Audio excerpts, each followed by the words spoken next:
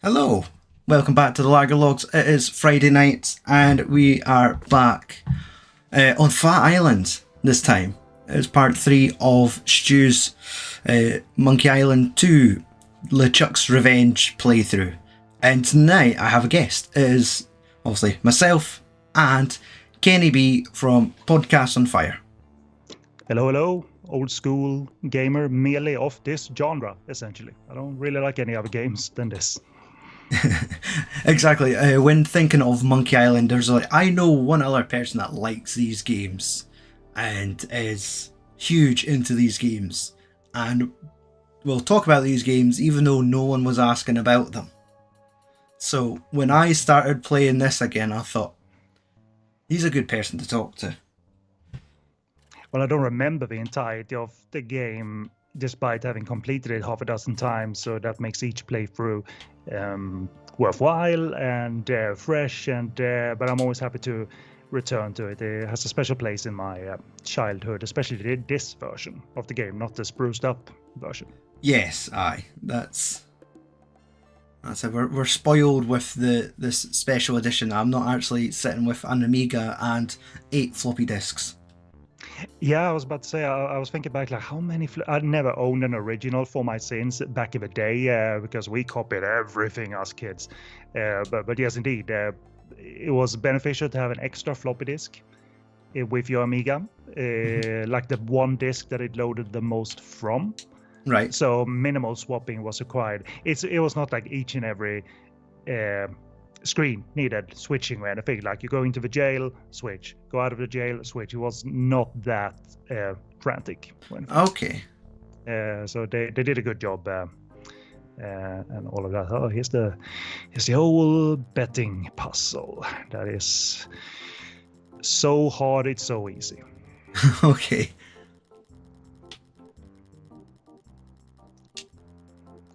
It makes your head hurt when you don't solve it on this screen necessarily, but it just makes your head hurt trying to solve it, and then you realize you're a fool when you do solve it. Ah. See, this is it. This game could possibly be too smart for me. Well, the thing is with... I grew up with the LucasArts games. I wasn't into the Sierra games, the Police Quest and the King's Quest games. I wasn't really into the typing in text to do stuff type of games. I came into it when it was this. It was your give, open, pick up, use, push, pull. Your board was in front of you. Your point and click was all you needed to worry about. So I grew up with this style of game. So it's I've stayed sort of tuned to that and never looked back really. I still think this is functional. It really is. I mean, it might look old school.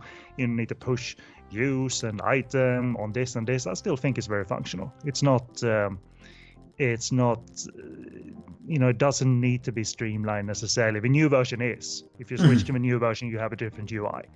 Yeah. But like you who didn't play these games, when you watch all the use, push, pull, look at, is that like, oh my god, there's so many things to keep track of and click on, or does it feel like natural to click around on your words, your look at, your use, and play the game? No, it's definitely where, like, it's the genre, like point and click adventures. Like, this definitely is a point and click. It's not like I could just move the right thumbstick and have my character walk across the screen.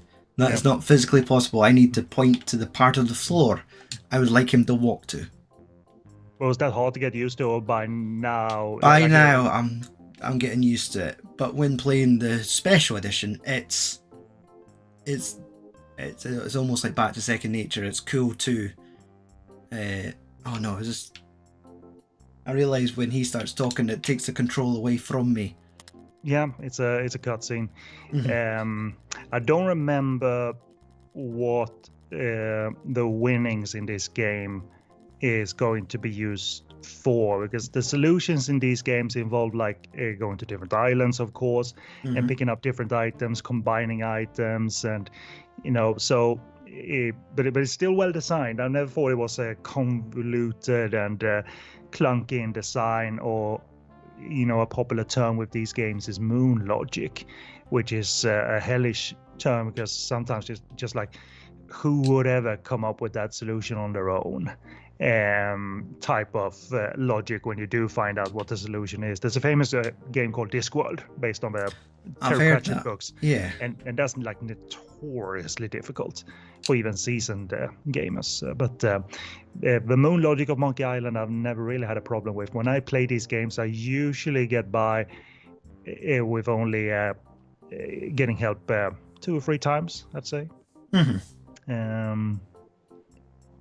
And my memory isn't great during each playthrough, so a fair amount of the solutions are still fresh, but so I can only nudge you in certain directions, so I don't remember them verbatim, each and every solution. I mean, but by now you've passed the solutions on the first island, something of the Fred, something of the yes. dead, or okay. Yep, I've done that. I've got the eyeglass, the monocle from Wally. I've given it to Captain Dread, and he's let me charter the ship and come over here to Fat Island, where I was immediately arrested. But I've broke out, and now I'm. That solution, by the way, of the giving the monocle to the sea captain who wanted a trinket of some kind. My last playthrough, I couldn't figure that out on my own. I thought it would be something more special, like a proper necklace of some sort that you give to the captain. But it just had a monocle would do, and that's the joy also of following Guybrush and being a hero of these games. You realize he is an a-hole. He steals and cheats and just treats people like garbage, including Wally. He steals his effing monocle. Yes, and it's just the animation of him patting around trying to find it after it's been taken away. He's like, oh, I feel bad. This boy's pashing his maps and now he can't look at them. Spoiler, he'll be back in the series. Oh, Wally. Okay. Does this matter what number? Well, you need to, let's just say this, you can't solve this on this screen alone. You need to go somewhere else. This guy leaves and he goes somewhere. Okay. So you need to, you won't be able to solve it right now. So just kind of back out of the game, so to say. So pause and try and figure out where this guy goes.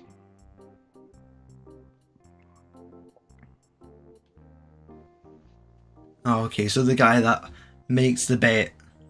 And also, hello Richie, I've noticed your comment now. He seems to be familiar with both of us. Hello Richard. I'm gonna call you Richard, just for the heck of it, because I'm a gentleman.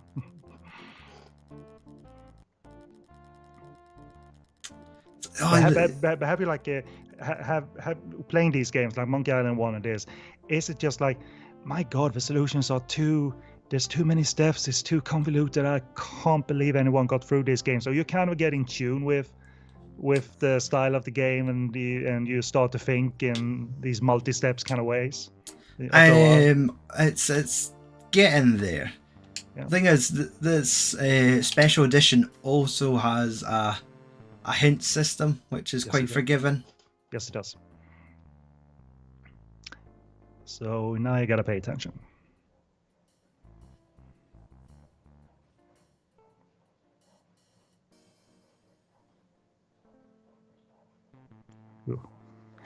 We gotta sit in silence to figure it out. Yeah. And this is not as easy as it looks, but it's also as easy as it looks, Stuart. So in my head is like, right, I've got to rush back before him and play the next number. Nope, you're not fast enough. Do I talk to the guy in the door? Now you're on your own. I've given you that you need to be somewhere else. But I also have a hint system. There is a slot on the door, so obviously that means something. You can interact with it in some shape or form, right? So I could...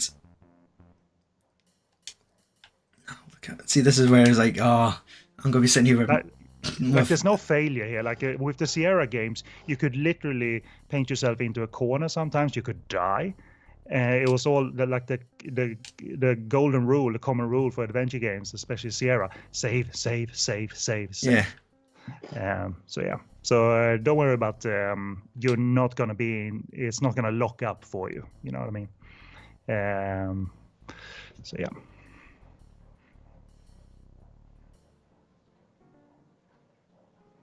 Wait. So it said if this is 2 and he held up 3 fingers.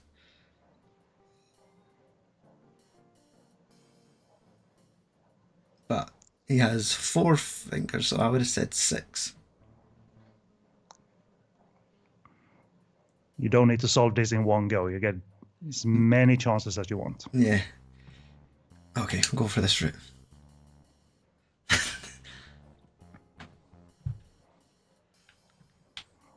I didn't spot what you clicked, as a matter of fact.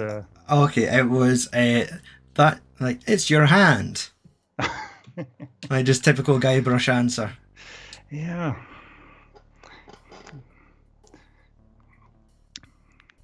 There's a lot of. I'm selling these fine leather jackets. It's a nice running thread, literally throughout the games. That's a famous sort of cheeky line. Included that and look behind you, a 3-headed monkey. It's kind of the only one I remember is you fight like a cow, like the insult sword fighting. The sword insult fighting, indeed. That comes back in 3 as well. Curse of Monkey Island. So that's not in this game? I don't believe it is. No. It's Okay, a big game, this. As a matter of fact, some things actually are, you forget. I think you play across 4 islands in this one. So it's a big game. Mm-hmm. But yeah, I do believe that Curse brought it back a little bit more distinctly.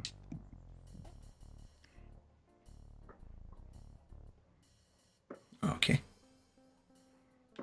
So you bothered him, but he has a purpose, and that is to let you know the numbers to play. He doesn't want to chit chat necessarily, so that's why you need to knock and bother him. Aye. So many times.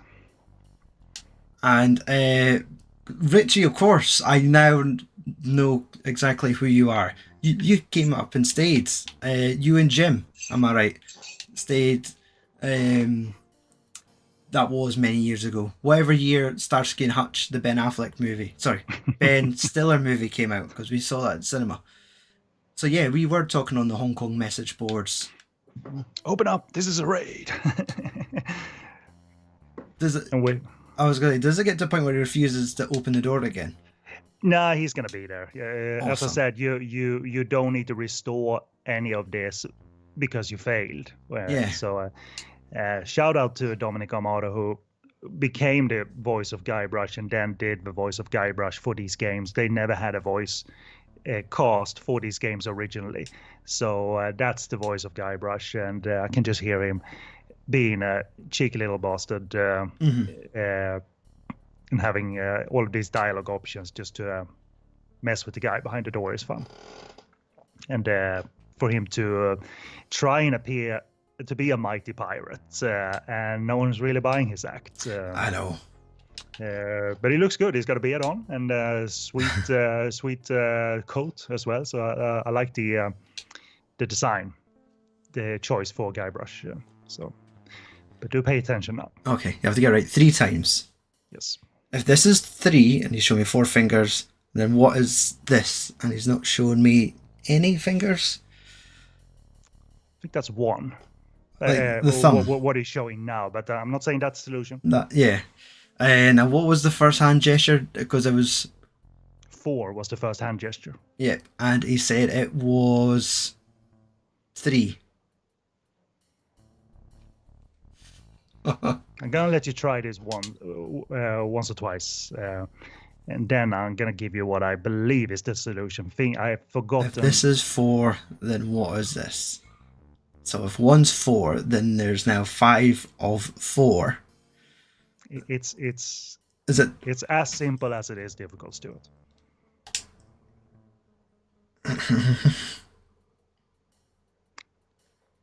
Okay. Did you catch what he said? He gave you the solution. Right. Just now. The solution for the prior. He gave it to you. Okay, so So the next solution is 2. Nope. Nope. All right, I just thought since he showed me two okay, fingers. let me give you if I remember correctly. Again, it's been a while. I'm going to have to open a beer. Yeah, this is getting frustrating. I know. No, Frustrating. This will help me pay attention. Strong beer.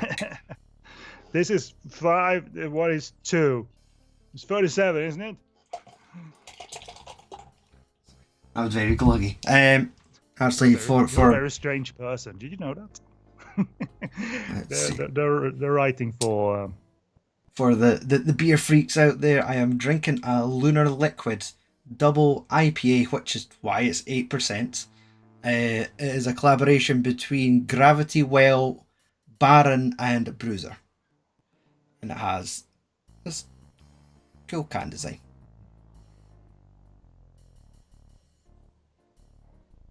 And yeah, very murky.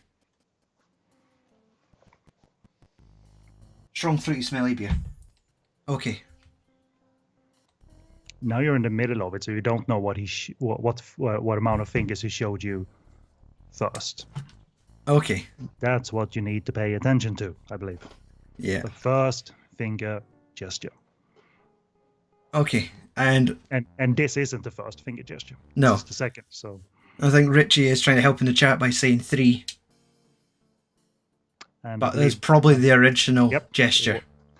Exactly. First gesture.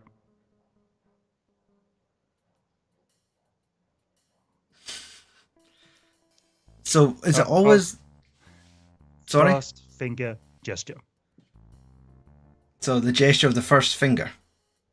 Well, how many fingers did he hold up before he held up 4? He was holding up 2. Click on 2. There you go. Okay. It's that simple, Stuart. The first finger gesture. First. Okay, so this one should be... Nope. Oh, because the one... No. Oh, okay. Okay, sorry. I was actually incorrect. So, and then 1. Yeah. Okay, right. So it's the first, and I remember not getting this during my last playthrough a couple of years ago, and I did need to consult help. I was like, God damn it. It was right in front of me the whole time. Yeah, and that's it. This is definitely the game I'd have to play with friends, or at least a hint system, because I would be scuppered otherwise. Oh, well, we have the internet, which helps, but back in... Did you spot which number and color you're supposed to play? I remember 31. Right. I think it was 31 red.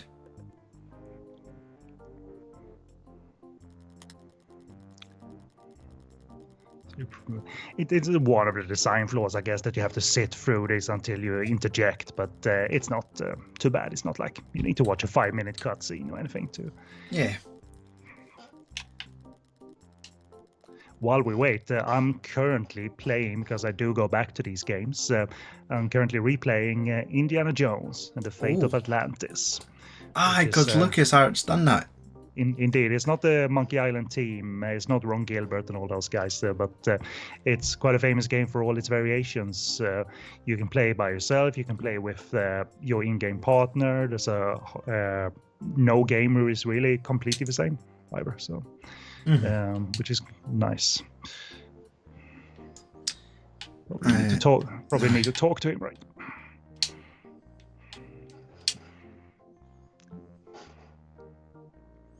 Now, I think 31 red. That's what he said, yeah. How all of this works, I don't know. If he's the guy behind the door, is behind the wall, controlling the spinning wheel. Yeah. But yeah, we never see it. We never see the behind the scenes at Fat Island. Did you try the new game that they did in the last year or two? I have not yet. Not that I'm waiting for it to become cheap or anything. I simply haven't. But I'm going to. I heard it was very good. And here are the prices: 60 pieces of 8, or an invitation to Governor Marley's Mardi Gras party. Okay, that. Oh, wait.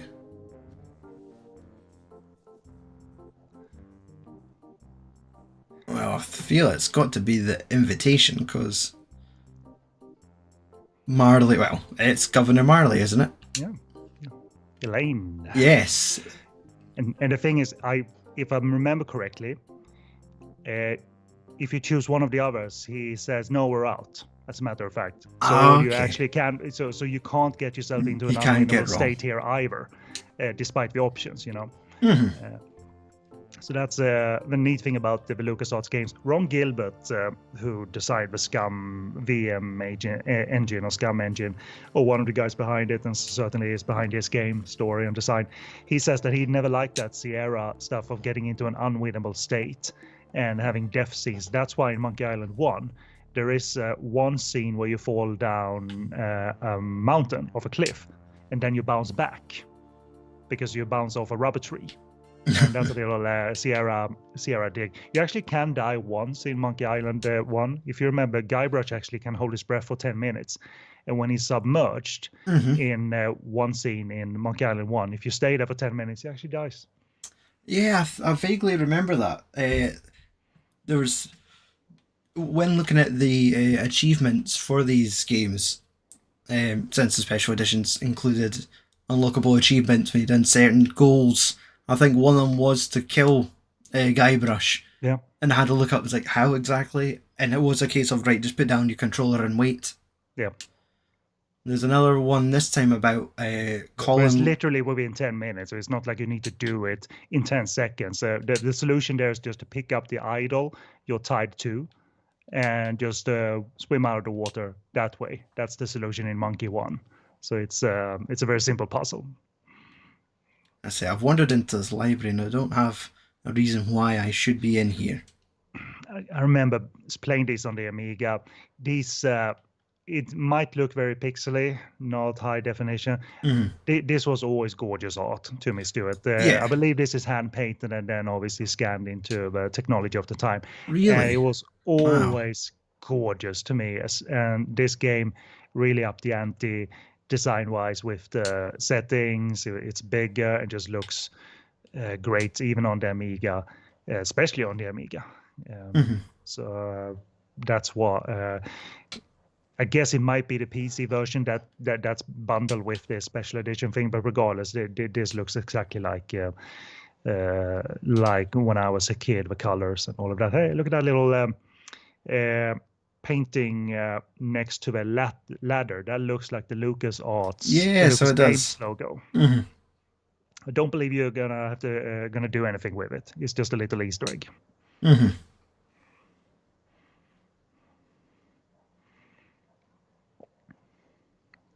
Yeah, because the game is so big, the story is quite vast. It's always fresh to play this and certainly watch this. I can sort of be quiet and watch it play out. It's always been very enjoyable. The writing has always been very enjoyable and humorous. Not cringy either, not of its time either. It's always been very good, very clever. And Guybrush is always is a mainstay in a creative creation, a creative figure. Like his intro, as people have said, in the first game tells you all you need to know about him. The first line of the game is, "Hello, I'm Guybrush Threepwood, and I want to be a mighty pirate. I'd like to be a mighty pirate." And there you are. So, of course, you picked 10 Downing Street. Yes. Yeah, there's probably a book or or you need to go through a card system. You've been a librarian. I don't need to tell you any of this, by the way. Yeah, I know. When I became a librarian, we were beyond the card system, thankfully. It's funny looking back on this. I didn't remember this, but apparently this was, as well reviewed as this was, apparently did not sell like hotcakes out of the gate anyway. Yeah. Monkey Island 1, at least here locally, was not well reviewed either, but it was a hit. It really captured people. And I think people caught up to this quite quickly. It didn't take like 10 years for this to catch on. You know, it was quickly kind of deemed a classic. But I Yeah. do remember hearing it just recently, or read recently, that they put it out the year after, I believe, the year after Monkey Island 1. And this, it really didn't fly off the shelves necessarily. So, but Guybrush never really left the gaming consciousness with adventure games. Anyway, gamers. Yeah, I feel like I'm coming to this task too soon. Yeah, there is. You need to. There'll be a know what reason you're for looking me. For. Aye. I'll come back. I've got a library card now, at least. Can I give you a cheeky little hint? Yes. Or give me a look at the top of your inventory system. By the way, what else do you have? Do you have a picture of someone yet? Don't believe you have. Don't right? believe so. Because I'll give you a cheeky little hint. You might get rearrested on this island because there's a wanted poster. Yeah. But you can't do anything about it right now. Could I not pull it down? I don't believe you can. You need to deface it somehow with another picture. Can't do that. But I don't think you get like rearrested immediately. But there is a chance that you will be at some point. Mm-hmm. But clearly you can move about freely now. The thing is with you've been into the jail, right? So Yeah. that's always the thing. You can't be frustrated with these games when you're in a single setting, because everything is there. The solution is there. You can't get out of the jail cell. You're in a jail. You can't go to another island to solve this. So like before you get frustrated and like go to hints and stuff, you just need to remember where you are and you have everything there in front of you. That solution is quite easy. I think it involved a dog. There was a stick under the bed, and you grabbed the bone of the skeleton and got tibia, then you chucked it to the dog, and he dropped the key. Yeah. So it's not the most moon logic of puzzles, but sometimes you need to sort of realign your brain that I have parameters here. I have a frame here, literally, to work with. So sometimes it's not easy, even when you're in a single setting. But you need to sort of remember that. Okay. I'm a fan of these sort of like world maps. Yeah, they look great. They're so much more detail in this game. In Monkey Island 1, the world map was always a night map, really. Oh yeah, God, I love the look of that. It's just alive, and as pixely as I said it is, it's just the detail is just wonderful, Stuart. It really is. I am a huge fan of this like art style, and it's making the most of what technology they had at the time. What do you think of the new graphics? If you do a quick switcheroo to the new graphics. That's beautiful too. It's like also it's a lot more like I was gonna say luscious. Like the animation for the waterfall, even just the fact that Guybrush now looks just this 3D animation. You have to remember it's all literally built on the game, so it's not like this is that's why you can do this. Like it's literally built on top of the OG game. But I think the UI in the special edition for Monkey 1 was clunky, the new one. This one for with the new graphics in Monkey Island 2, it was a lot better, the user interface. So they learned a few lessons there, as a matter of fact. So, there's no chance to walk behind it. This is not. I think you can get up there. Yeah, I could get to walk to the path. That's it. Sometimes this game just comes down to like a lot of clicking. Yep. And there is pixel hunting to a degree in this game. I don't know if you had trouble spotting the scene with Wally and his monocle, or did the monocle sort of stand out that's probably an item worth sort of. I think it was the hint system pointed out a monocle, and then I had to think for a second like who had a monocle, and then thought, well, Wally and his maps, and then I went in and seen the animation of him putting it down, looking around, he either puts picking it it down up. or drops it himself Yeah. continually if you stand there and watch him. So And there are like that's the built-in hints that way too. So I think. So as small as that is, it does stand out even in this graphic mode where there are items that you should pay attention to. But no, I think that's it, because it has like this hint system. And that, I remember this now. This hint system is literally a hint system, not a solution system. Yeah. Oh. I noticed it flashing screen there, which was strange. And now I think there's also. If I hold down one of the shoulder buttons. Maybe this is not the scene, but. Oh, you're playing with a controller. I forgot. You're on your Xbox. You're not on your PC with a mouse. I know. I haven't gotten the Amiga out of the attic.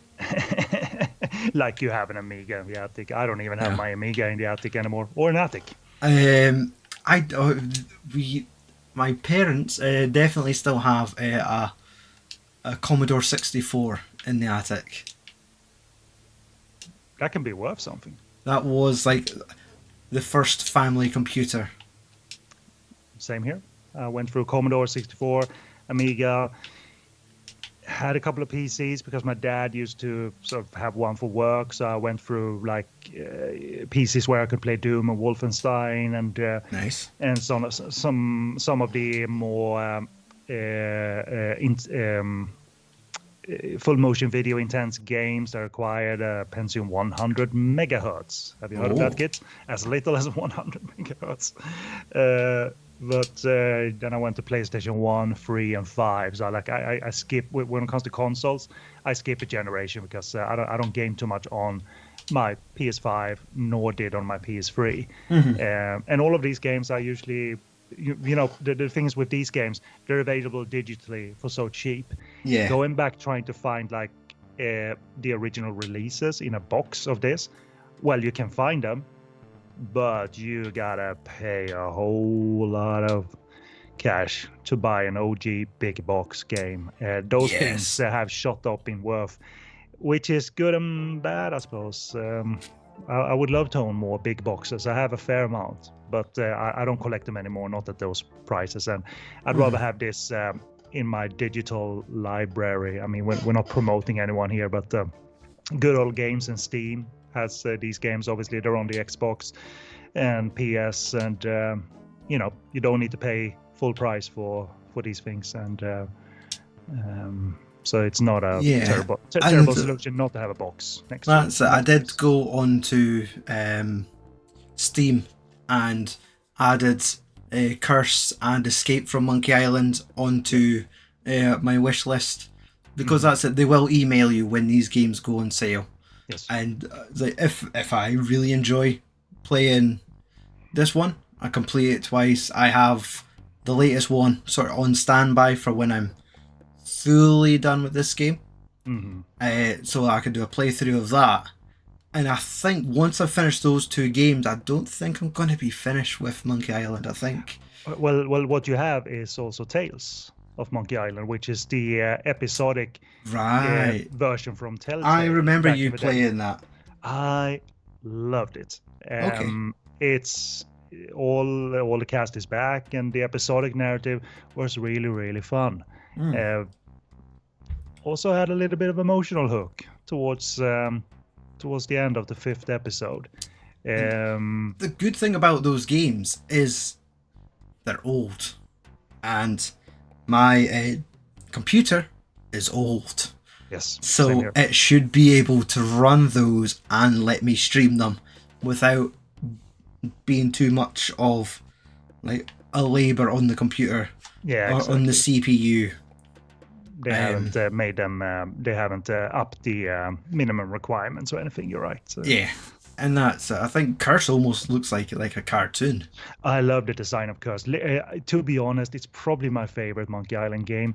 Probably for the design. It was the first time we heard also Guybrush's voice. So Dominic Amato. was cast as Guybrush. I didn't know this until now, by the way. The voice of LeChuck is by an actor called Earl Bowen. Right. He's a film and TV actor. He's been in hundreds of things. If I recognize the face correctly, he's the doctor of Sarah Connor in Terminator 2. Okay, the syringe put into his neck Yeah. as he tries to escape the mental hospital. That's Earl Bowen. LeChuck has a very, obviously they probably amplify it in the game, but LeChuck has a very deep voice. And I never associated that face with this booming voice or anything, but Earl Bowen is the voice of LeChuck and has been for the games, and it's quite wonderful to see that dual career.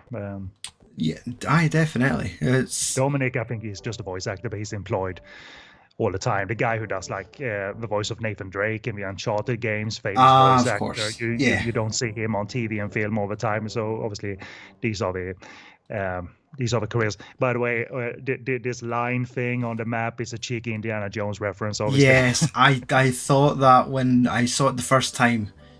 Just going in circles and up and down, left and right. I'm easy to please do it, but I think that's very funny. Now, actually, I did mention about going to this party. I had to have a costume and an invitation. So.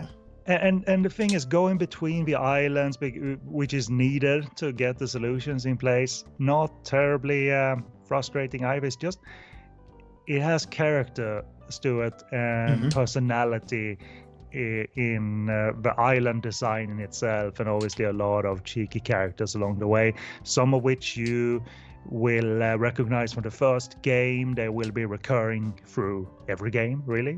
Obviously, you have heard the mention of Governor Marley, so that means she's going to be in the game eventually, because why wouldn't she be? She's an integral character. So yeah, thanks, Richie. I geek out for this stuff. I don't know too much about Monkey Island, but I geek out about the stuff I like and know. So See, that's my foray is Hong Kong cinema usually, but you got to have multiple interests, Stuart. So. Exactly. I mean, this is not the first time we spoke about video games. There was we did a podcast that was definitely like 15 years ago, where it was to promote the video game live stream.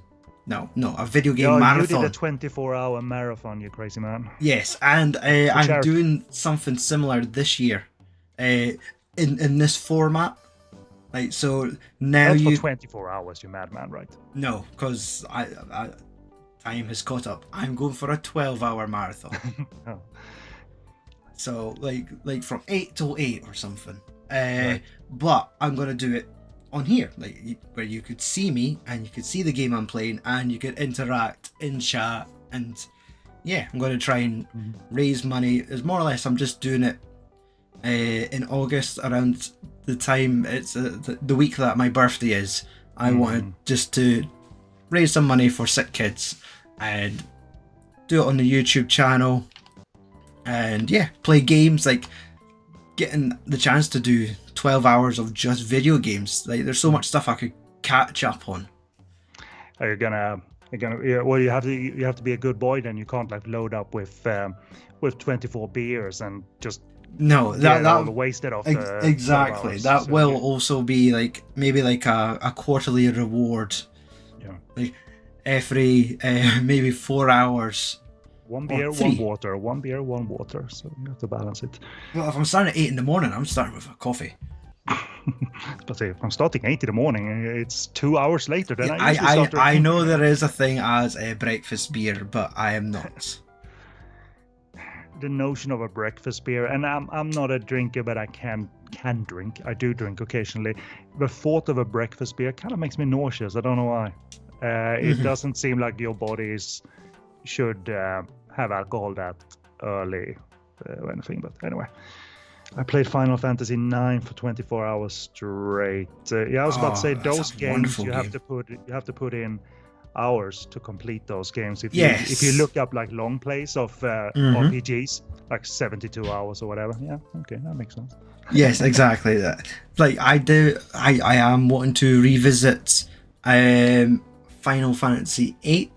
I've got a copy of that downloaded on the Xbox. I haven't played it probably since the PlayStation 1. And Final Fantasy VI, the only other one I've started and never completed.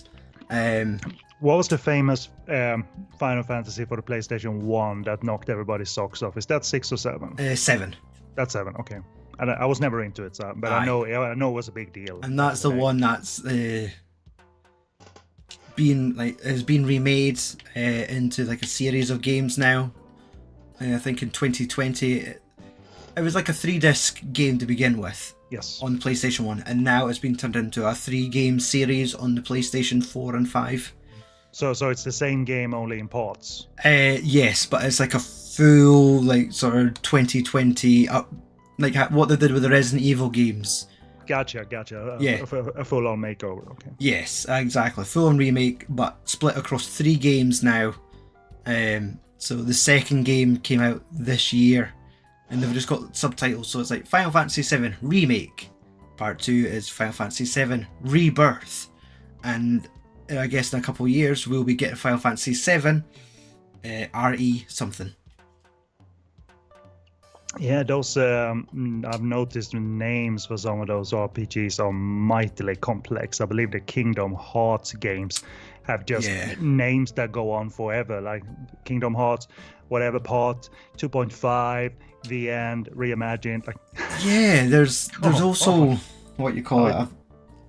I kind of wanted to start those games, because it was like a mixture of like Disney and your Final Fantasy franchises sort of mixed together. But I think it was PlayStation 2 or 3. I never got into it, but when reading about it, they're saying if you wanted to get the full lore, like the full lore, you'd have to download mobile games. You'd have to try like a game on the 3DS, and that's fine. I might play the third one. It looks like there was now, like, they included like Pixar characters, like you had like Mike Wazowski on your team. Mike Wazowski. Exactly. And so I kind of want to see what the hell this game is. And what would Mike Wazowski's reaction be to being in a game? I don't believe it. I'm in a game. What did he ask me? Spitting contest, but you are not close to solving this just yet. But it's good to go around to see, okay, you gotta get a costume, you gotta win the spitting contest, and there are visual clues here, but you are not gonna solve this on this island alone. This is fairly complex, this one, but it's not terribly difficult. But it's a spitting contest, all right. So you need to have good phlegm, Stuart. Okay. Do you know there is an achievement for this game if you could complete it in 3 hours or less? Yeah, well, then you gotta know what you're doing, of course. Yes. Or sit there with a walkthrough and skip conversations. No, I'm thinking it's Do you pure... recognize, by the way, the sign, the name of the sign? Did that evoke any memories of Monkey Island 1? Stan's previously owned coffins. Did he sell boats in the first game? Yes, he did. This is his new business. We have a recurring character inside that door. Yeah. So he sold you the shitty boat. That's what there's a wonderful cutscene in Monkey Island 1 when they're looking out at the sea. The boat is at the horizon, and he has his arm around Guybrush. And he says, "We're having a moment here." And then you see the boat's mast like crash, and then he's like, I gotta go. You bought the boat, so you deal with it. So it's flailing about the place. There's another Lucas Games logo in the corner. Oh yeah, on the coffin. And again, you can't solve this right away, but your pop quiz here. What item sort of stands out as that's an item I gotta get? If you look at this screen. The key. Yes. So it's pixel art, but it's not terribly buried. Yeah. So at but believe me, you can't just walk in and grab the key because it's part of his business.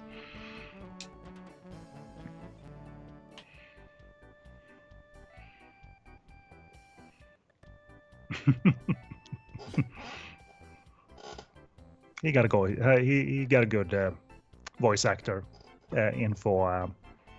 They got a good voice actor in for this guy. So because it needs to be a very extroverted guy, a big salesman. Like, hey. Exactly, his body language is loud, so you need. Exactly. And again, I don't know how many of the voice actors that were established in Curse that they got back retroactively for this, but certainly the core cast, including the lady who does Elaine. I believe she's recurring, Alexandra Boyd. But yeah, it's fun looking at the various people in the cast list here. But yeah, complimentary hanky. It's yeah, that's gonna come to use. I can just imagine. Everything in this game comes to use. I wish. I believe a couple of items here and there might unused, but I tend to like. You're gonna have 30 items that are useless. They're still, kind in that regard, because you don't want to scroll through that list forever and ever and ever to find the useful item. Exactly. It's always the case of. I wish your inventory would prompt you to right. You've used the wood polish. You could get rid of it now. It won't be needed again in the game. Like those modern Resident Evil remakes would do that. Like if you've exhausted every option with like the crank or something, it would say you could get rid of this item now. Yeah. Like, do I Sometimes still need the spit encrusted paper? I don't remember exactly. But I think at one point in this game you might go back to 0. As a matter of fact. So they did have that in mind. I do have a distinct memory that you sort of end up with only the items you need at one point. Towards one of the last chapters.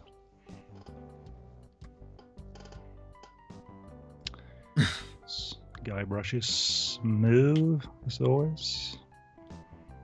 Right, I want to take what she's handing out, but pick up? No, don't pick up women in big hats. It's not an item you can highlight, I do know that. It's just a pamphlet for a business. Okay, so it's not necessary. I don't need to take off of her. You need to get into business with her, that I do remember.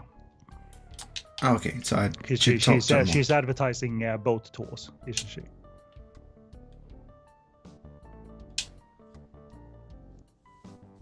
Okay, you do it that way, rather than from her.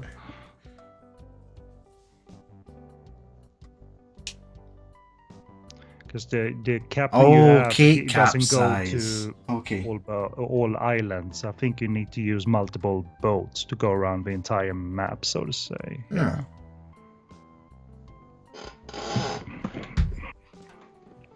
Oh yeah, I forgot about Big Whoop. This is what we started off with. It's a good treasure name, isn't it? Big Whoop. Well, it's going to pay off in the end, Stuart, because you started on a screen where he had Big Whoop. Clearly, if you remember, he was dangling. This is was he holding the treasure chest? Exactly. Oh, and the first scene now we spoke of Governor Marley. She's in that scene. She's like, how the hell did you get here? And then, more or less, Mirage is back. Yep, that's me. Mm-hmm.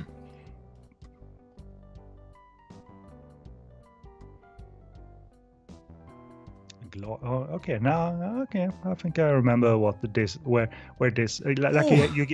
you get exactly. It's expensive. You get flashes of like, oh yeah, you use her boat. The grey matter. It's so I don't get like the flashes of the entire solution in my head, but I do remember that you need to use her boat for a specific purpose at sea eventually. Well, that was it. Every time I start this game, I know straight away you could walk up to the no digging sign and take the shovel from it. Yes, on the first screen at the first island. Exactly. So I know right away that I could take this and I could go to the cemetery and I could get myself a leg. I don't know what it's for, but That memory from 10 years ago, it's still with me.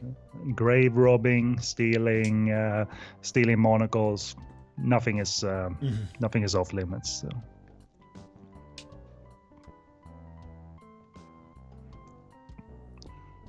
Yeah, the thing is, even if you play this in isolation, it's a big game, but it's not extended for the sake of it. I think it's a wonderful follow-up. Just expands on the universe wonderfully. Those guys were on a roll after Monkey 1. You got to make it bigger and better, and they certainly did for this one. Now,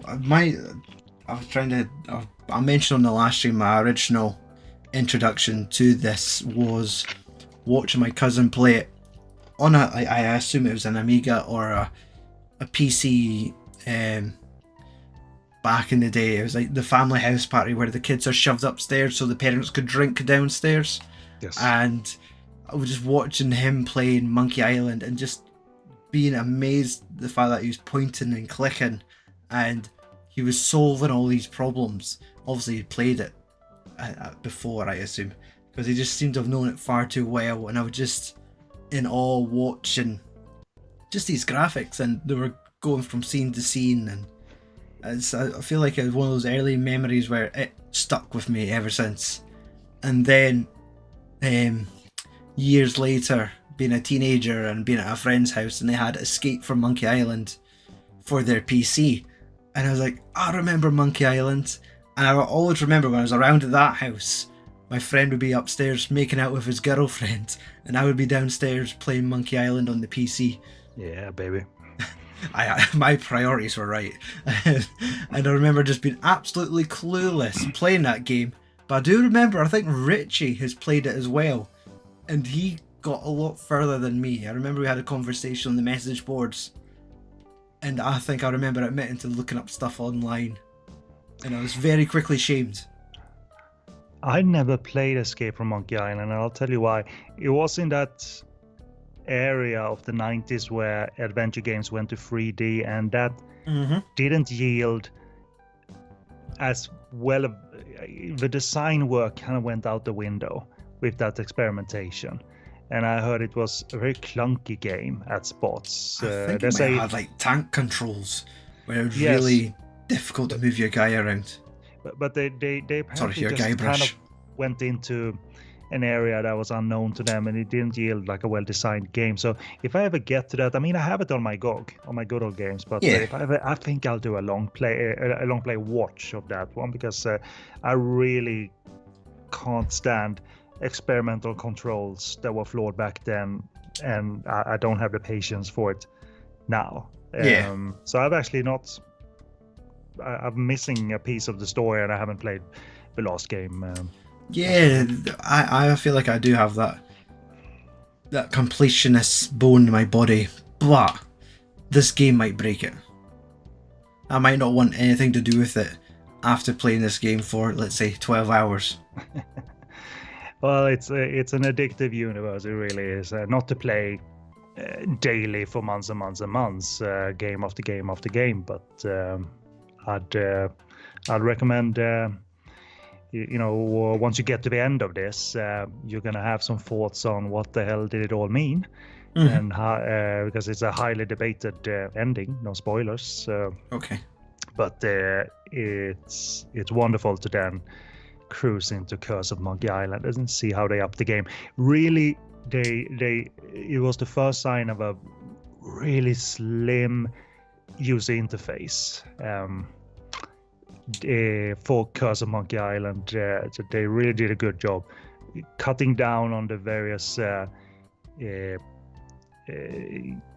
commands, but getting rid of them on screen, and just have you had like a coin you pull up that has look, talk, pick up, and like there's only 5 like options. Here we have 9, right?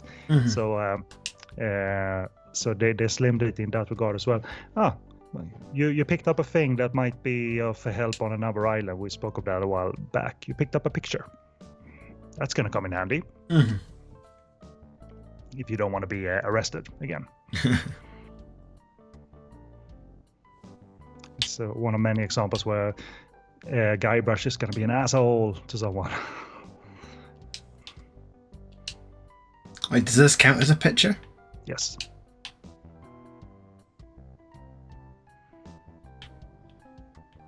All right. Did you do a full playthrough sort of recently on Monkey 1, or you jumped? No, I fully completed that back in the day, I guess in 2010. Even like completing it in one playthrough under so many hours. Like I remember getting every single achievement on that game. I became obsessed. But I did stick with the modern graphics, like this Sure. look, because it was so much easier. It was cool to flip back and forward. But no, I played the first one 2 or 3 times, like back to back, completing it. Yeah. And yeah, and then they shortly announced that they were doing the second one, and I was like, yes. And yeah, I never got around to getting this far. I think I did get to part 2, the 4 map pieces, but never went further than that, or never got as far as this. Like, it was at that stage where other games would come out and it would just fall to the back of the queue. So someone just commented on Maniac Mansion, which is really like an OG point and click game. I played it for the first time a few years ago. I think there are a couple of sections where you actually can get into an unwinnable state, but it's not a terribly big game. So I remember like restarting it and getting back to my to the point where I actually messed up. So LucasArts might have not liked Sierra's unwinnable states and constant deaths and so forth, but Maniac Mansion did have that in a 1 or 2 spots. But the sequel to Maniac Mansion is something you should pursue sometimes. Do it, the Day of the Tentacle. I was just about to say, I've heard of Day of the Tentacle, and I believe that's had some form of remaster as well. Same dealio as this one, old graphics, new graphics, switch on the fly. Some commentary over certain game screens. This one actually has audio commentary. You can select that, and then you get a little prompt each time you go into a screen that has audio commentary. Okay, I feel like it was something I accepted on like the PlayStation Plus games of the month. I'm pretty sure it was something like I downloaded that because it was the free game that month, and I like free things.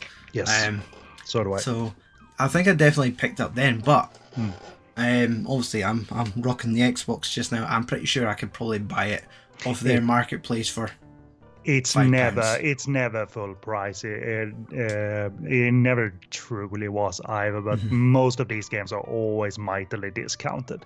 We're talking Tales of Monkey Island, Dave the Tentacle. I'm not sure Maniac Mansion has a digital release. The guys in the chat might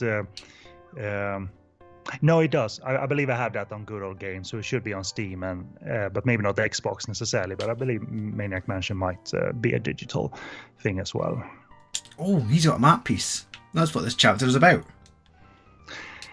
I remember this. I was stuck on this screen for a long time last playthrough.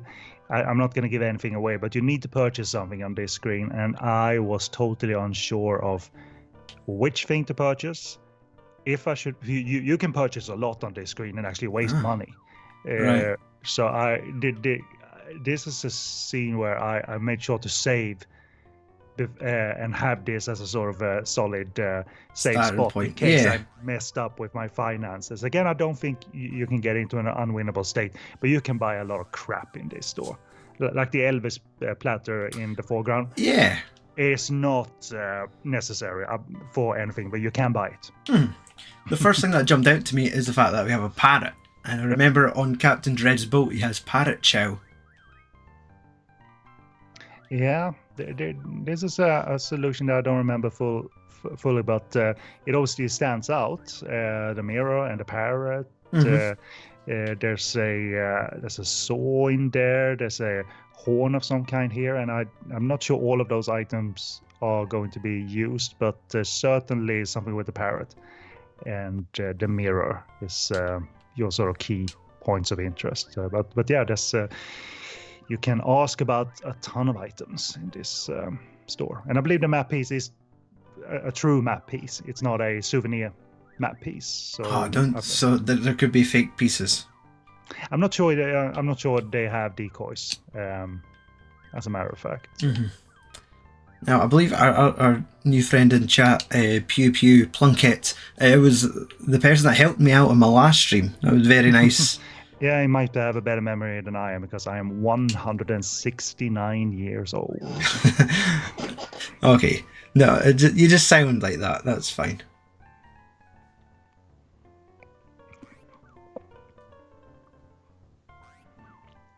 But I like this challenge. I mean, it was never frustrating. You just have to spend some time like picking items, going through items, combining them in the right way, and placing things in the right way. So they never went overboard, LucasArts. Because the thing with adventure games that I don't like, that I actually don't have the brain for, are literal logic puzzles. And when I say that, I'm thinking of games like Seventh Guest, Myst, and these sort of abstract solutions, and playing a game of chess and like moving puzzle pieces around. And I never could get into that frame of mind with Myst and Seventh Guest. But a lot of people like that stuff. But I'm more of the inventory solutions and combining items. I can get into the logic of that a bit easier.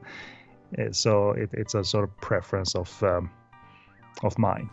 But Myst was, I could never get into it. But that and Seventh Guest just revolutionized CD-ROM back in the day. Those were the games that made you want to have a CD-ROM drive, a dual speed CD-ROM drive.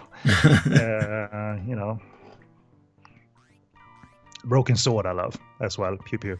Having said that, only played the first game.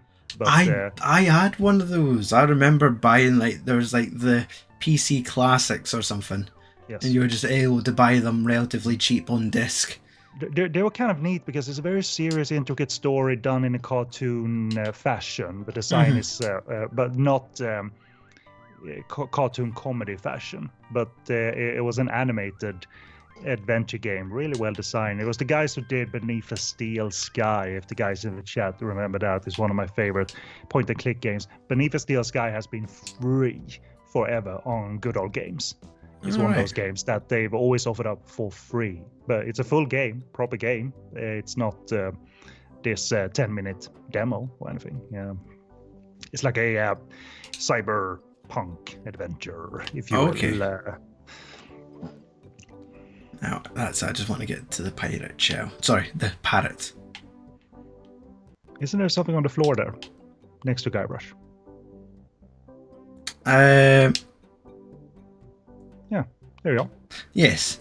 That was the whole reason I came back on the boat, because I saw a parrot. There's now a reason for the chow. It's easy to miss that stuff. I didn't remember necessarily that you were able to stand outside of the hut and explore that. I only remember that there was one screen when you got to the boat, and that is from the back of the captain's. You see the back of the captain's head, and so those are things you kind of miss. And I hate when I look up walkthroughs that have, when I'm stuck, and I look up a walkthrough solution, and oh my god, I just needed to walk to the left a little bit. My god, am I stupid? But Okay, so I mean I am totally the same. I remember playing Silent Hill 2 for the PlayStation 2. It was close to midnight. I just got. How many times did you pee your pants playing that game at midnight? It didn't happen. It didn't even happen, because it was Christmas Day, end of the night. I was this is the perfect time to play Silent Hill 2. Get the game, put it in, and I think your opening scene, your main character is in a public toilet. He's looking in the mirror, and I'm walking towards this door, and it will not open. And I'm looking for button prompts, and there's nothing, and I'm just walking against the wall. And I said to myself, bugger this, I'm turning it off. I told my friend the next day, I can't figure out that game. And what I was doing, I was walking into a cubicle door that was open against a wall. That was not the exit to that scene. And I will annually get wound up about this. Like, I hope you don't get stuck in the toilet. And they have a remake that it currently is being remade. It is? Okay, cool. Yeah, maybe it will trigger your PTSD again. What? Did it just say the bag's empty? Let's see, I want to give Parrot. God damn it, the beer's kicked in. Parrot chow to Parrot. The bag is empty. Oh, well, because I'm not remembering this, I'm gonna guess solutions here. Or if you put the Parrot chow on the mirror, does anything happen there? Because he likes to look at himself in the mirror. God damn it, Ken. You're a genius. It might not be correct, as a matter of fact. I remember this was quite tricky. This is almost a thing where you do have to try every combination. Yeah, exactly. Okay, doesn't want to make him mad. Fair enough. This brings to mind that I tried this, but it wasn't the solution. And it might not be applicable to this screen either. That's the magic of this game, that you sometimes, if you really get desperate, you just go around using everything on everything, and eventually got it. Yeah. And then you're off and running and don't need help for another 5 hours. But this screen isn't necessarily super easy, but it's not. They haven't designed it in a terrible way. If I'm not mistaken, I'm just throwing out guesses here. I'm not actually helping you. You might. You should maybe cover the mirror, possibly. Mm-hmm. And then the parrot goes into docile state. No, I don't think that's it. The parrot will go crazy because he seems very happy to look at himself. So if you cover it, we'll... And you might not even have all the things that you... there are some interesting items you can buy here. You can buy a ton of items here. Not all are needed. I think you need one or two things. Maybe even one thing. Indie's Whip TM. Yeah, there you are. Maybe the saw, maybe the peg leg is something you need in the store if they are for sale. I've seen in Raiders Temple, Holy Grail, and the Young Chronicles. That's very clever. It's a little Mel Brooks style gag, like bring up Spaceballs, the video cassette. Then Blazing Saddles, silent movie. No.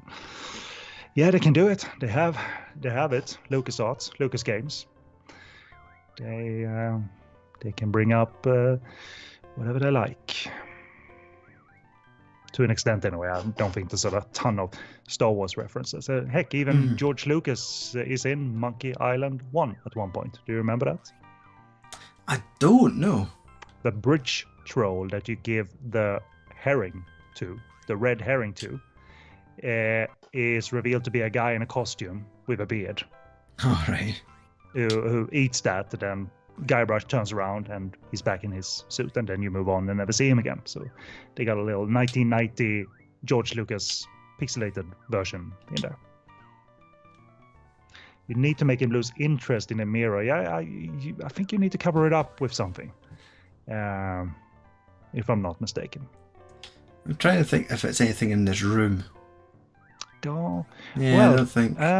Maybe. The thing with the plate with the anchor on it. Can you pick that up? The one that's above the saw. Is that an item at all? No, it's not an item. No.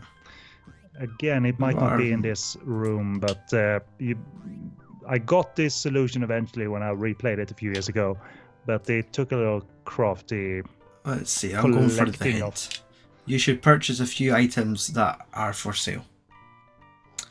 Thanks, that was a great hint. Return left sign. No.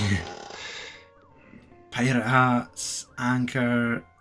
And sometimes you need to be very careful with when you move about the cursor, because some items are a little bit 1 pixel style big. Oh, so. Tell me about it. There's like a bit of string in the voodoo hut that I would have never guessed.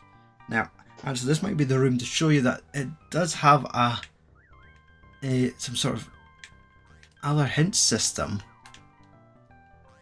One that gives you direct solutions.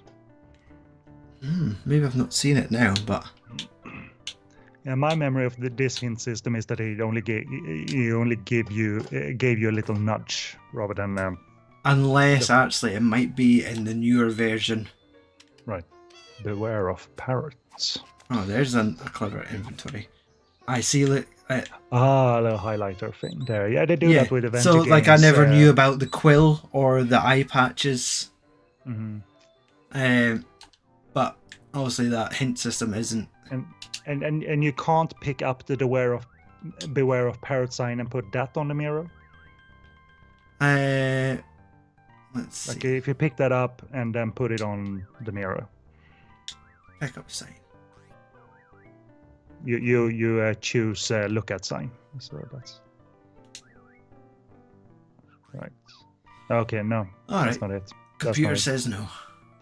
Again, the thing that you, I think you need to turn him around. The parrot. Get him to look the other way. I'm getting flashes. Possibly, let's What is he saying? do this for a couple of let's do this for a couple of hours to it. But if you try and put the parrot chow on this beware of parrot sign. Oh, okay. Try that. That's my new theory. Like I've played this half a dozen times. Some things I've simply forgotten about. Yeah, I thought I was bringing in a ringer. No, 169 years old and done. So we put use parrot chow with beware with that sign. Yeah. Mm-hmm. Now there's a van outside my house. That doesn't seem to work. Okay. Someone's breaking into your house? No, I've got like what in my little office. It has like a little, almost like a port window. So I always see when like the delivery vans like are dropping off like Amazon parcels. But I think they're just trying to find the right door number, which isn't mine. I believe I'm not expecting any. My Bruceploitation Blu-ray box set that's arrived. Exactly. My Fatal Termination Blu-ray's arrived. No, it hasn't, because that costs far too much money. So Pew Pew has a better memory than I do, so you better listen to him and his hints. But the sign is attached to the wall. How? Is there a little thing above? Can you highlight a nail of some kind just above the mirror? Or the sign is attached to the wall somehow. No? I'm stumped. But yeah. I think Pew Pew's going to leave this chat out of frustration of. Yeah. Again, it's been 3-4 years since I played this. It's a big game, but I'm only getting flashbacks. 5 pieces of 8. I'll take it. I'm seeing that. Oh yeah, here we go. You gotta get it. You gotta buy it. So can you use it on the mirror now then? No. Okay. But I love this stuff. I mean, we now have a hook. So okay, what? Pirate Chow on the hook then. Pirate Chow on the hook. I keep saying. Wait, did I actually say parrot there?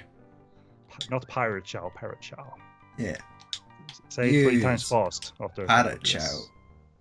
On the hook. There we are.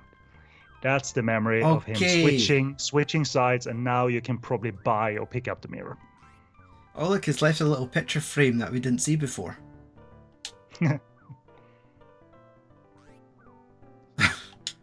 Picture frame of a couple of winches. Switch to the new graphics to see if they've given us some more details of that. No, it's just a small picture. Yeah, just some glare, nothing.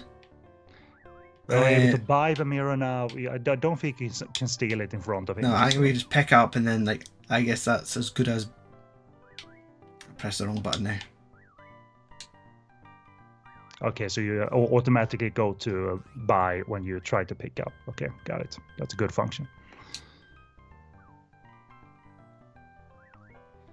Okay, so I have this sign and the mirror. I think that's probably it for now, at the very least. I don't remember you doing anything with that picture, to be honest. That little picture of wenches. But I think you're good for now. As a matter of fact, Okay. I mean, there's a. No, I think Pew Pew is right. There's something else in the store.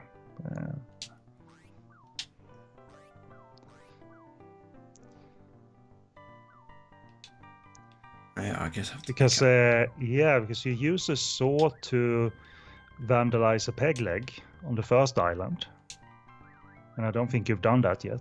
No, I haven't. Okay, now it's all coming back to me, because you pick up a thing, you do a thing, go to another room where that person isn't there presently to get an item, and then So, but as I said, I love this stuff when it clicks in. It's like, okay, I'll go back there and do that, and then I can do that, and then perhaps you're stuck after doing 3-4 more things. But I love the sort of progress that happens, and it never equaled frustrating to me. It really never did. Okay, so we could go back and vandalize the poster, or you're now talking about a peg leg on Scab Island. I kind of wanted. Yeah. The thing with the poster is I don't remember the game immediately throwing you into a jail like a second after you arrive, but I do remember it helped. It relieved some issues by changing up the wanted poster from you to someone else. Okay. But I also remember that you can take it down again, to be honest. So I don't remember the extent of as easy as that. Yeah, I mean it has to go up there. I believe it serves a purpose, but I'm not sure when, because she needs to switch islands at one point. Yeah, that's her. That's Kate, I believe. Kate. Caps. Cap. Oh, there we go. Okay. Trigger something here right now, and she might already be here. Yeah, all right. Wanted Guybrush. Aren't you Guybrush Threepwood?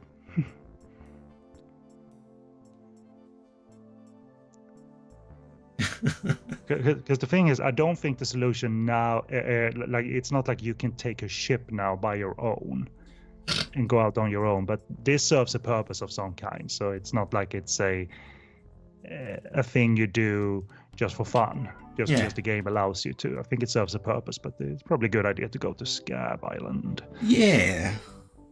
Exactly, that's what's playing in my head. Like, was Indiana Jones the one that revolutionized the red line on a map?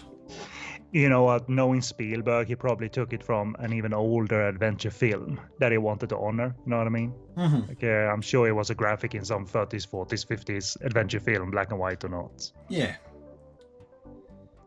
God. But it would be great to have like the Indiana Jones theme, but played with the wrong notes instead.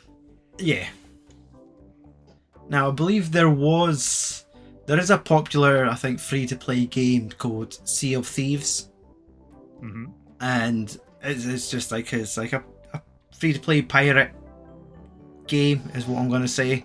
And I believe they did Monkey Island like DLC at one point, or like a season. Like have things like Fortnite, and every quarter they change it up to whatever's popular. They did do like a Monkey Island thing last year or earlier this year. What kind of game is this?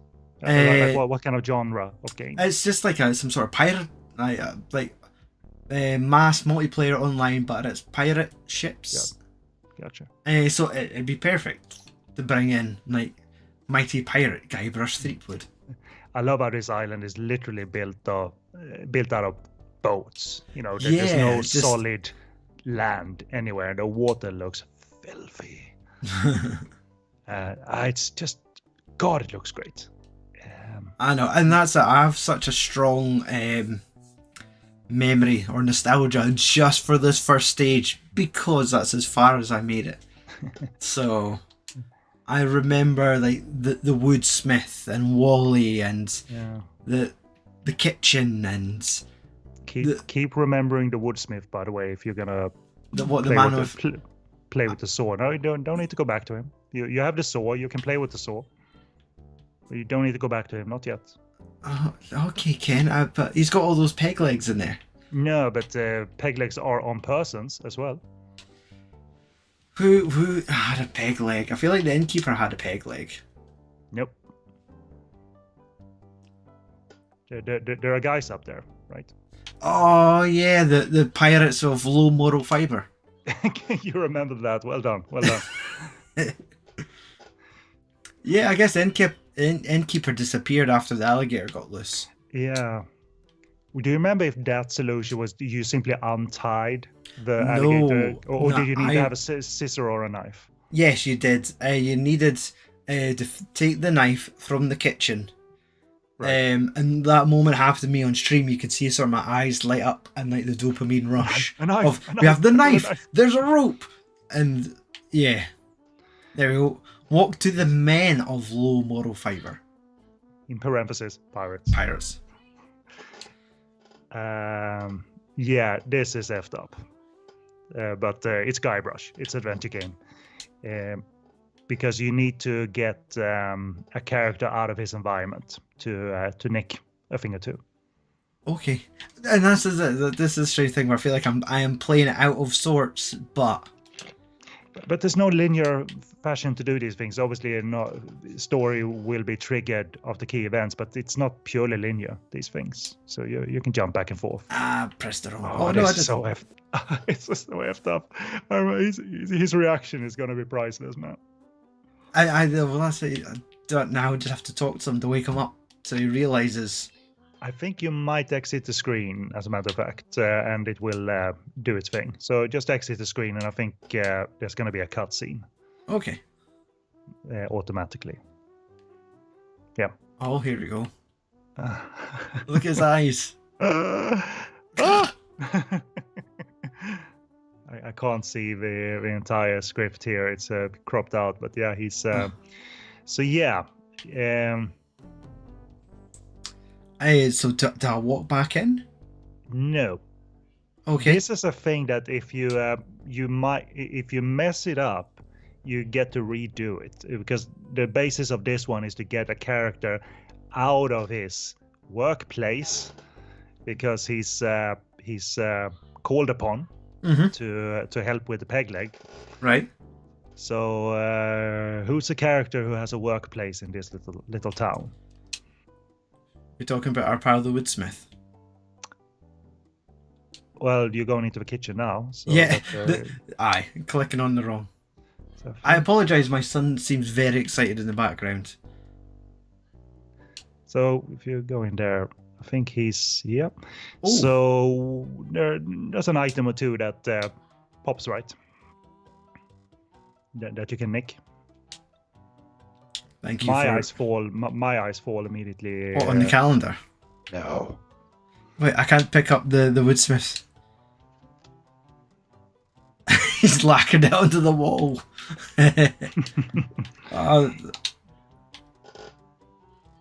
Wait, sorry, can I pick up the hammer?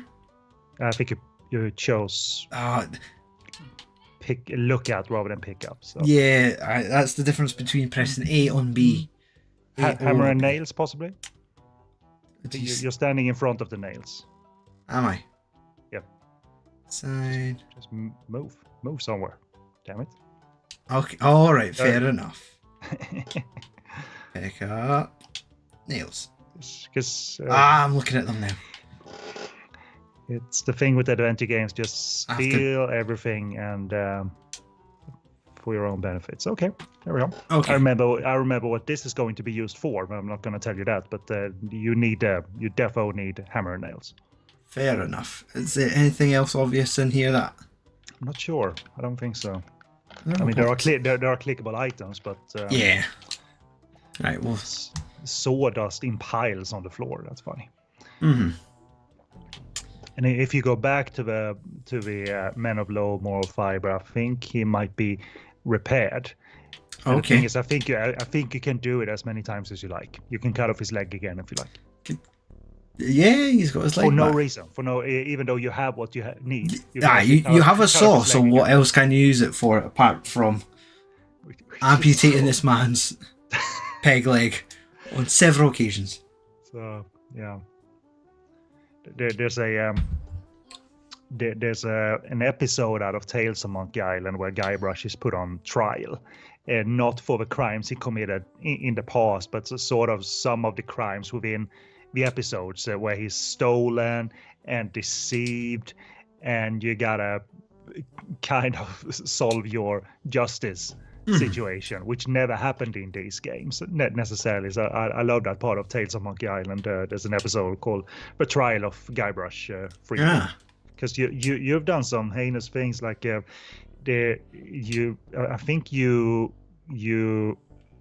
create a counterfeit toy and give to a kid, right? like a collectible, and you put on trial for deceiving the kid. Now, what island is Marley on? Where's this party that I should be going to? I never remember these things, but I think I'm not sure actually. I think it's Booty Island because yeah. Actually, not sure. I never remember. Saying that, I don't think we've found the map on Booty yet, so maybe we need to walk a bit further. I really like Tales as well, Pew Pew. It might not be the most challenging adventure games, and they're obviously short episodes, but I do really love the story and the emotional hook of the last episode. You might actually be able to go to a path if you exit this screen to get to the big map thing. And is there a governor's mansion anywhere here? Mansion. Yeah. So that you don't have a costume yet though, so you can't go. Oh, right enough. It was Big Tree. What else we got? Is that it? So yeah, we have Villa della Booty. Yeah, you had a cliff at the bottom of the screen as well. Oh yeah, that's not obvious. That could be overlooked. So yeah. So Cliff isn't. You're right, Pew Pew. It wasn't a kid. It was a nerd. Here that you give the counterfeit toy to in Tales of Monkey Island, Guybrush style. Yeah. This is not what I was thinking. This will make sense later. It's yep. I love that. I love being able to get access to areas. I was proud of the solution. When you need to go to the cliff and go to the big tree and so forth, the solution to all of that I was quite proud of, because I ended up, it was actually around the big tree, I ended up just taking every item and using them on everything kind of systematically, and that's where I got a big break finally. And then a lot of new sort of mind paths opened up, and I'm like, oh yeah, now I can do that. Now I can go to the cliff and do that and so forth. You're not at that path yet, but there are things that are going to happen in this tree with the holes, and I don't think you have the items yet to start playing with the holes. Do I need several planks to, like, how if I would have a second plank, then I could stand on it and pick up the first plank and put it in the third hole, and you're on the right track indeed. Oh god, that sounds like a lot of clicking. But by the way, because you kind of figure it out, once you start doing that, you don't need to do it repeatedly. Right. Okay. He starts doing it automatically. Okay, that's fine. I was going to say that's a lot of pointing and clicking. Yeah, the thing, Pew Pew, I don't think Stuart has an animal in the inventory that is needed for a big tree. Yeah, you can stuff animals in your inventory. Yes. Okay. But something does happen at the bottom of the tree that does involve planks, putting them in the first two holes. Okay. So I need to come back with some more wooden planks. Yeah. If I find the opportunity to get some. Wait, do peg legs count as wooden planks? I think so. Yeah. I would guess so. If only there was a shop that sold them. Yeah. Didn't the woodsmith have peg legs in his shop? But I think those were foreground items, as a matter of fact. Yeah, they were definitely, I think, foreground items. So those are not. You can't pick those up. Yeah, I think the antique shop definitely sold at least one. And the whole backtracking that these games require, I've seen worse backtracking where it just seems endless. The time it takes to travel back and forth. This is still smooth, man. I really do think it is. Despite traveling back and forth between islands, it might be very not smooth for a current generation, but I never thought this was clunky and you spent more time traveling than actually solving things. I never felt that way. So he's not going to sell me the peg leg. Right. It's one of my favorite things in the store, but I don't have enough back stock to sell. Oh yeah. Okay, so yeah, I don't remember where you actually get planks or one or two planks or a plank and a peg leg to get into the tree, but that's the solution once you get the materials. It would make me think to go back to the woodsmith now and see if I could buy his. And that's the thing. If you forgot to pick up items, you can you can saw off the leg again, and he leaves his store. So that's the purpose of that design. That if you forget an item, you're able to get him to perform emergency surgery over and over and over. So I saw on the peg leg of the guy, it doesn't. Well, you have the peg, you have the stick, and the leg. That might work. I literally don't remember if that is sufficient, but these games do it. Try. Yes, I forgot we picked it up. I feel like it landed in an odd place in my inventory. So, yeah, everyone kind of remembers what happens once you perform the solution to the holes in the tree. A lot of people remember. Nah, that doesn't work. What about this stick from the first island? No. No.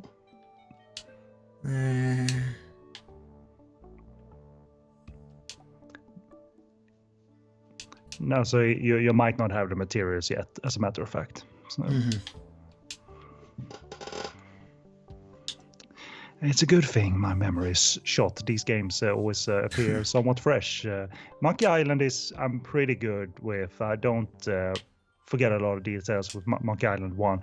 There were a couple of areas when you get to Monkey Island, which is not a spoiler. You get there mid-game, kind of. There were a couple of areas that I missed. I didn't find with the cursor in Monkey Island 1. Right. So I remember one of my recent playthroughs, that was one of like, crap. I mean, they were like, that island map was on 2 screens in Monkey Island 1, the literal Monkey Island. So it's like, man, there's more area here, so I need to walk across the first map area to a second map area, and then it becomes so clear that there are more things to visit. I think we just missed the animation of Guybrush jumping in the air. Yeah, I saw it, and his hair. Yeah, it was like a hairpiece.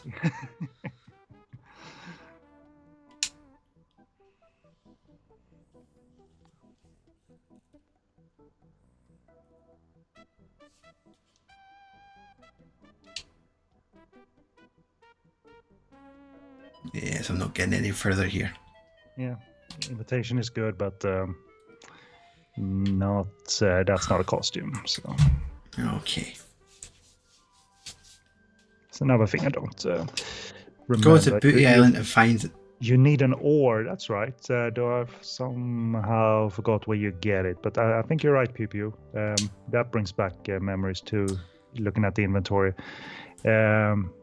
Yeah, it might be back on Booty. What's the first island? Is Booty Island the first? Scab, sorry. There might be something there, but there's no ores in here. Don't think so. I think you're mostly done here, to be honest. Okay. aside from the map piece, eventually. Yeah. Right, let's... But does this feel frustrating? Was it like rewarding to sort of get your mind spinning and trying things, walking back and forth? And, I would I mean, without you and Pew Pew here, I would definitely be looking at guides online out of frustration. Nah, the magic with these games is to go take a break from them sometimes and go back. And kind of let it click. Mm-hmm. He's asking Pew Pew if you have been to the other houses. I think you went to the mayor's mansion on Fat Island, but you never went in. I don't think there's an ore there. Maybe in the foyer. But I saw that you went up to the gates, but never went. Yes, I went there and came back out of fear of being arrested. but I think you can literally walk through. I think I did walk in, and I think they were saying, "Didn't we arrest you?" And it kind of gave me the right. Wait, that was on Fat Island, wasn't it? Pew Pew suggesting costume shop and costume. Okay, you know what? I think it's on the money here. So you're gonna get at least one solution down here. At the very least, in the coffin shop, you're gonna be able to do something. Okay, let's start there. Yeah. Everything's connected. Like there's no like decoy islands or anything. Yeah. Mm-hmm. And even if you don't get any wooden items, you are actually able to. I think you're able to do something here. Well, I know what you're gonna do, but I think you have everything in place to do something here. Remember, we spoke about there's an item here that looks mightily interesting. Yes. I sure would like to pick that up.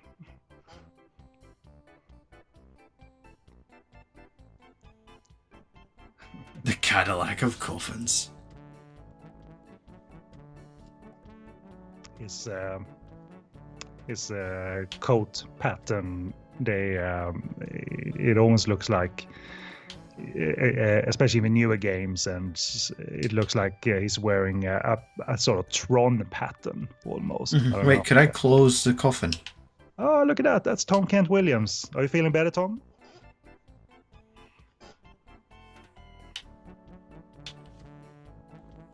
You're on the right track, Stuart. You can close the coffin. But he can get out. So do I have to put something on top of the coffin?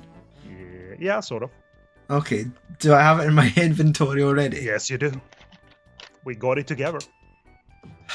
I'm losing my mind with this game. So you're so close to. Hammer and nails. Good boy. But you have a small window to do it. He's going to jump in and out of the coffin all day for you. So it's a case of quickly use hammer on nails. I think it's an. Oh wait. Yep, he's doing it. Okay. That animation always look wonky to me, but hey. It's gonna be watch his dialogue here as he realizes Solid oak. Sure is nice in here. I think the lid's sunk.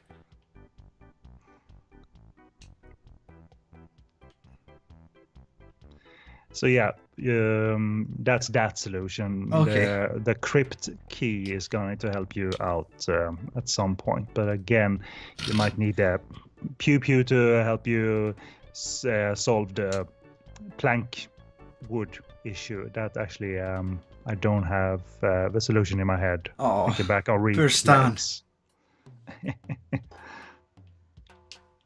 Yeah, Stan will be back. He's an industrious fella.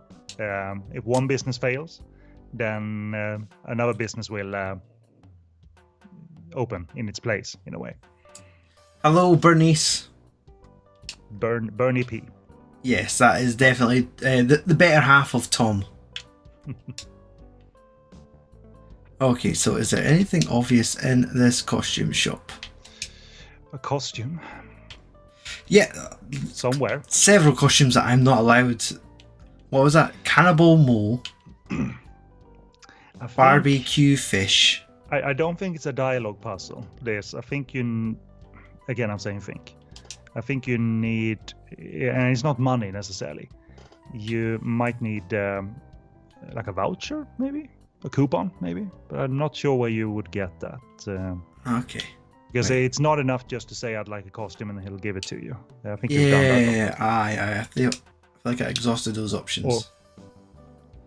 It's not enough to show him the invitation either. So I'm thinking somewhere along the line you need a coupon or a voucher of some kind.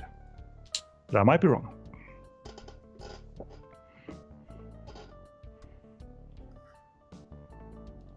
Did I ask you about renting a costume yet? Could I just pick one up? Could I have Rickety the rabbit? Don't check the shopkeeper for shoplift. And there's nothing in your inventory that's of monetary value. I have No. I feel like showing him the invitation.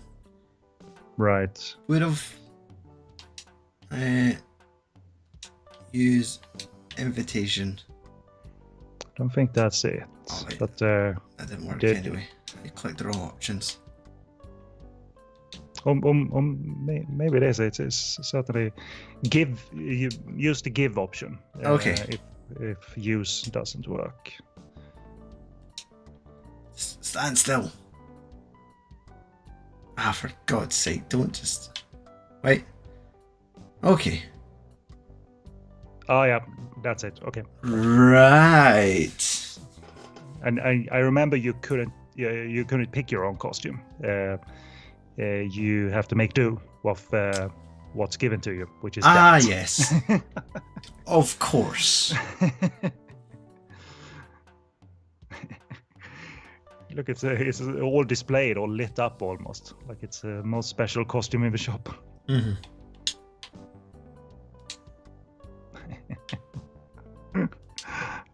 What a beautiful dress. He's progressive, Guybrush. He doesn't mind. Mm-hmm. So yeah, and then again, there's nothing that says like, I have to wait to go to the costume party now. Obviously, it isn't linear necessarily, so you can go ahead to and get past this lady.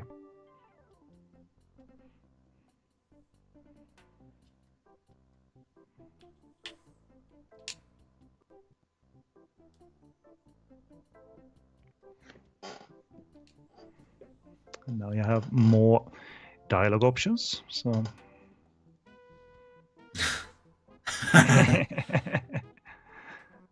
look, he got red.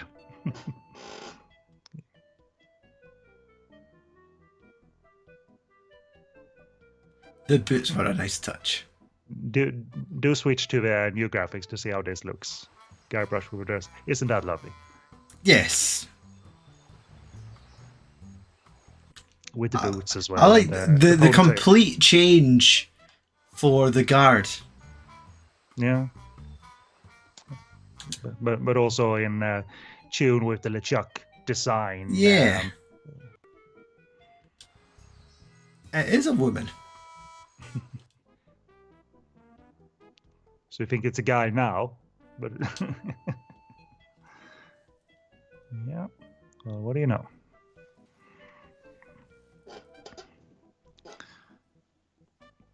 That's a little fairly big trek here, but just follow the path.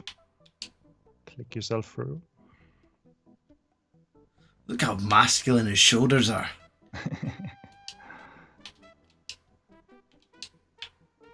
Okay, right, we're going this way. Yeah, it's not a puzzle. It's just I know, sometimes it's just looking at a picture the right way, how you interpret it. So you see it's a wide screen. This so you just marching in his wee boots. I always liked how they made the with the pixel art, for lack of a better expression. They really made it expressive even at a distance when someone is this far away.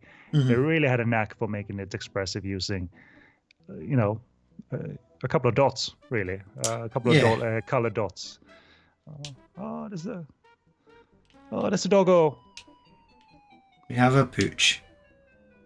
Big pooch. Bloodhound. Basset hound. Right, I think we've got to a point where we could probably call this a stream and wrap it up. It's up to you. I'm just a passenger. We're at an hour 45 minutes. You made progress, Stuart. We made a chunk. Forward. This is a bigger game than I expected. Oh, you've so not done. And it was only a couple of megabytes back in the day on 8 floppy disks. Spread across 8 floppy disks. And then maybe, who knows? I mean, God, how many megabytes did an Amiga floppy hold? The guys, 3, 4, I don't remember. But I think the standard floppy must have been like less than 2 megabytes. So yeah, so remember how much they pack into a limited space, if you will. So that's all the more impressive. Obviously, the big talky version makes the game bigger, and that's the thing to come back to. It was sometimes standard issue that if the game was released on CD-ROM back in the day, you had your voiced game. Yeah. This never got this. I mean, I always remember the joy of like, these games are gonna talk to me now. And the first game I played, this type of game, that was a talkie, was Simon the Sorcerer, which is an English adventure game in the vein of Monkey Island, very English humor, spoofing a lot of fantasy properties, and the main character is a teenager, voiced by Chris Berry, Rimmer from Red Bull. All right, okay. Making no attempt to sound like a teenager, but he's a genius performer nonetheless. So I always remember that was CD-ROM technology to me, Stuart. Not these fancy graphics, Seventh Guest Mist style, but it was the fact that these games are now, they have a voice track. And that was wonderful. Right. Well, I think we're going to have to call it a stream. Thank you to Pew Pew, Benny P, Tom, Richie, everyone that stuck around in the chat. It's been amazing. I've had a great time. We've made some real progress. And of course, special thanks to Ken for carrying me this far. Happy to do it. Until next time, cheerio, like, subscribe, leave a silly message in the comments. Bye-bye.